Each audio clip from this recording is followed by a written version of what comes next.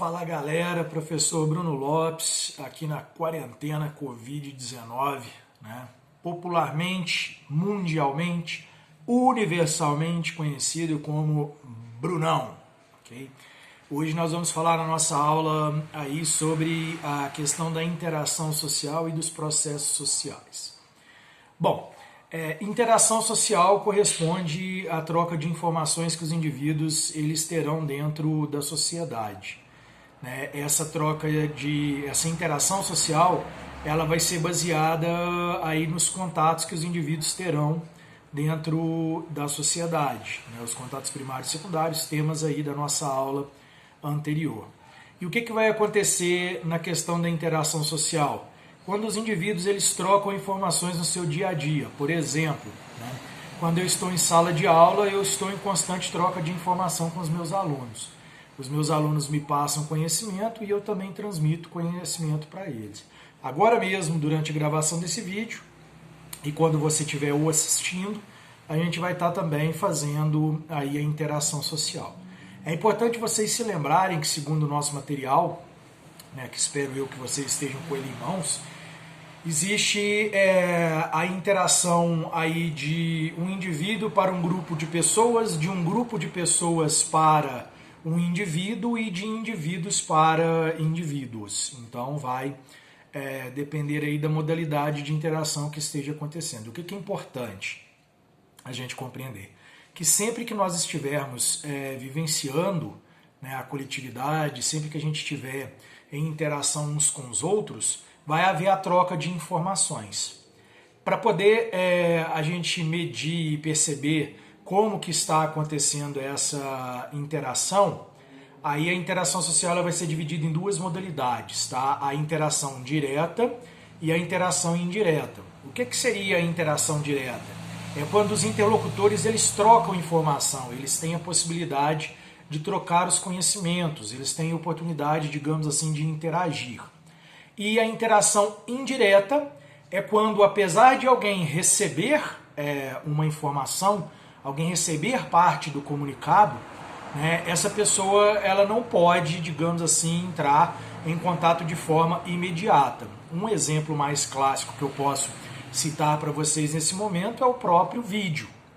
Você está me assistindo, não pode complementar um exemplo, compartilhar uma experiência ou mesmo contestar uma informação que eu estou dando, porque essa modalidade que a gente está estabelecendo aqui agora é a interação indireta. Tá? Agora, quando a gente estiver no chat, quando a gente estiver na web aula, no Zoom, ok? Aí sim essa interação ela se torna direta. Bom, pessoal, vai haver a participação dos meus animais aqui de vez em quando, mas nada que nos atrapalhe não, ok? Então, reformulando, né? A interação direta, participação direta dos indivíduos. Uma web reunião, por exemplo, ela é uma interação direta. Agora, o vídeo, quando você assiste e depois tem que aguardar a oportunidade para poder falar sobre aquilo ali que está acontecendo, ele já é uma interação indireta. Qual das duas formas de interação é mais importante, professor, para nós? As duas. Todos nós temos interações direta e indireta cotidianamente, né? Desde assistir um jornal na televisão para poder se manter informado, ou até trocar informações com outros indivíduos via telefone. Agora, estamos vivendo um momento que nos lembra a aula anterior, né, que é o isolamento social, ou seja, nós mesmos como cidadãos estamos nos isolando para poder garantir que haja aí, então, uma diminuição no contágio do Covid-19. Então, com essa prática aí do isolamento social, também diminui as interações, né? As pessoas trocam menos informações. Para meio que amenizar, para poder, digamos assim, tornar esse sofrimento menor um pouco, nós temos aí então as redes sociais e as tecnologias que vão nos permitir, né, estar interagindo aí uns com os outros. Então a interação social, turma, é uma parte essencial aí da vida coletiva, visto que nós nos informamos, trocamos conhecimentos, trocamos informações a partir delas. Um outro momento que a gente vai falar também nessa aula serão os processos sociais. Processo, como eu já falei para vocês em aula, já expliquei, essa palavra ela nos mostra aí movimento. Seria como se nós caminhássemos, né, em prol de uma situação comum. Na apostila de vocês tem o exemplo aí, que um grupo de estudantes resolve fazer um baile de formatura na escola. E para isso eles precisam remontar e reformar o saguão então de festas. Aí eles vão se juntar e terão então que fazer aí uma espécie de mutirão para poder organizar aí essa condição. Tudo bem. Processo social então é quando as pessoas se juntam para poder em determinado momento fazer aí então algo em prol da sociedade, em prol do grupo coletivo e daí por diante. Nós temos dois tipos de processos também, que são os processos associativos e os processos dissociativos.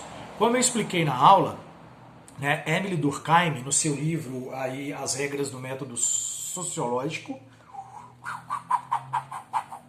ele nos diz então que existe a coesão social, que são os fatores que nos mantêm aí unificados dentro de um padrão social, dentro de uma rotina social.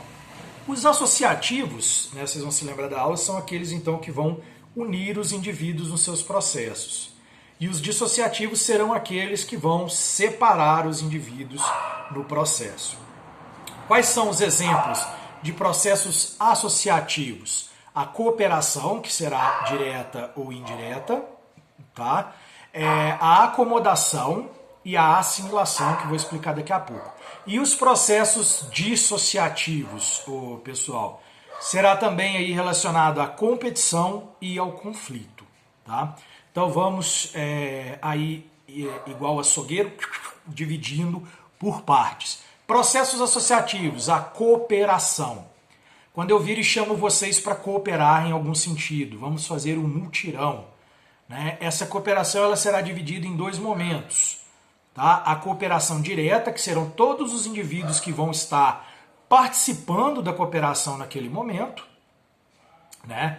E a cooperação indireta, que são aqueles que não estarão no momento efetivo aí de se fazer algo, mas estarão de alguma maneira contribuindo, que ajudarão aí na realização do processo.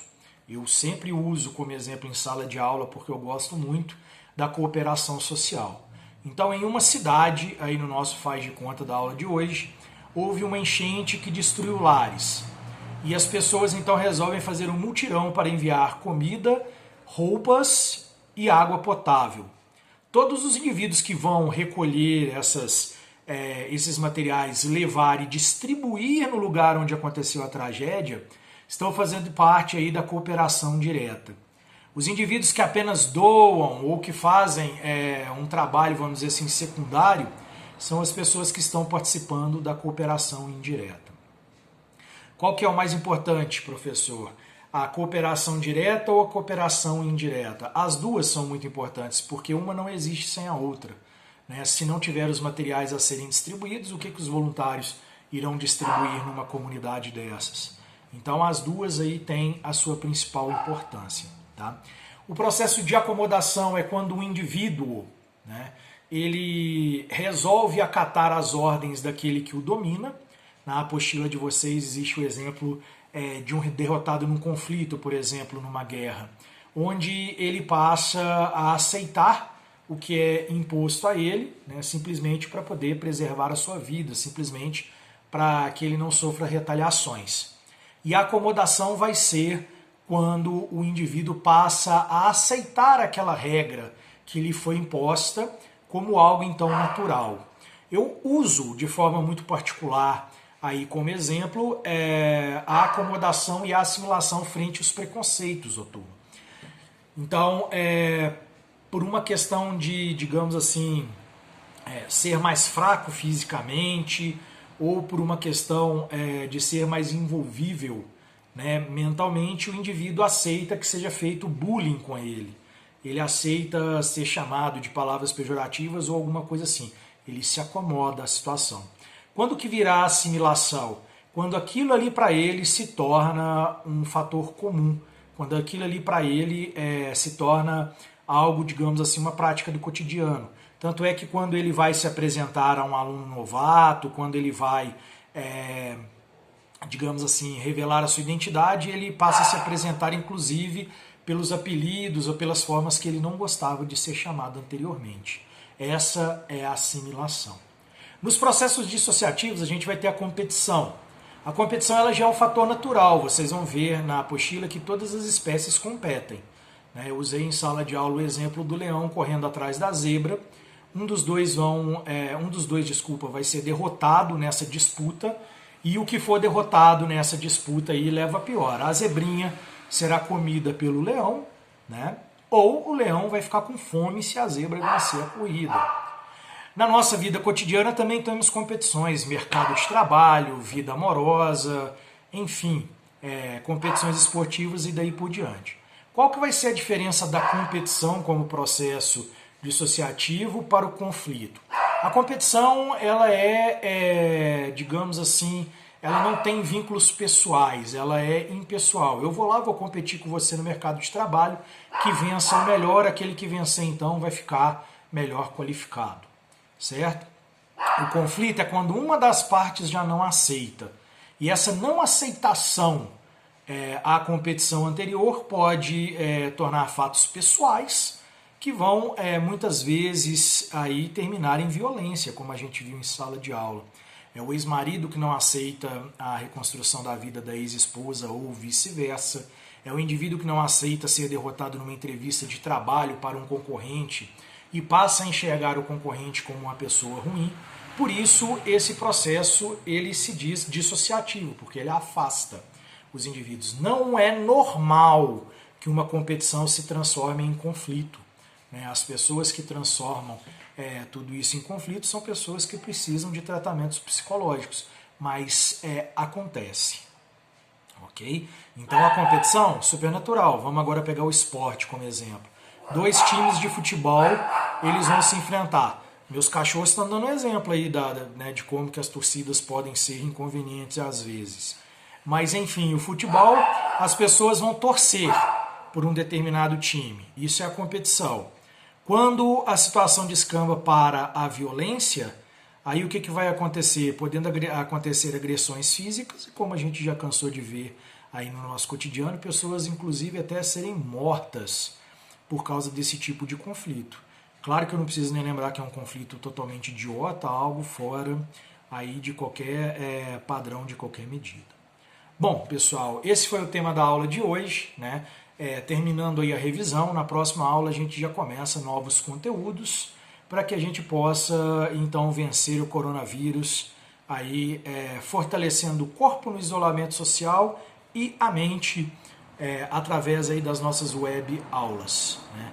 Fique forte, fique em casa, seja SEMES e até a próxima. Valeu!